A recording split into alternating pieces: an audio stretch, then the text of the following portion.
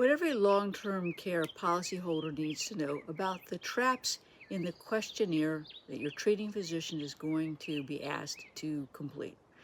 In this multi-part series, I'm going to be talking about a number of medical issues that could result in a claim denial or termination. And you need to understand that you just can't file a claim and tell the long-term health carrier that you need care right now.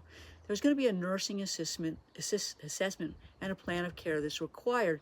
Now, different carriers have different forms, but the structure is essentially the same.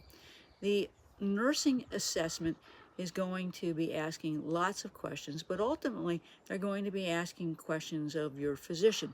They're going to be asking your physician to ultimately certify the need for the care based on their analysis of the care. Now, there's the problem, isn't it?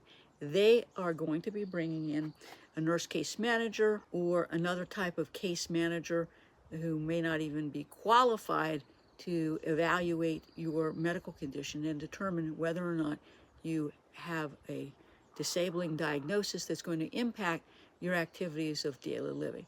One of the questions they're going to be asking is, what is the primary disabling medical diagnosis? Are there any additional diagnoses or complications? And what's the nature of the care that you require? Many times, disability carriers or long-term health carriers will purposely misconstrue the diagnosis or require proof that's not necessarily required by the terms of the policy. What do I mean? Let's say you have fibromyalgia. The long-term care provider may ask for proof that you have fibromyalgia. Now, that can be hard to prove because there's no gold standard test. The American College of Rheumatology, for example, does have a physical exam criteria with tender points and other findings on an exam. And so the carrier will kind of seize on the fact that you don't really necessarily have a diagnosis, or they will argue that the diagnosis does not result in an impairment of certain activities of daily living. So they'll go in, they'll do an assessment, they know they want to deny the claim, and so they won't be asking you or your family member the right questions about symptoms and functionality. And they'll do a sort of a snapshot of your day based on what they observe, what they review in the medical records, and then basically take their findings to your doctor and ask your doctor to sign off.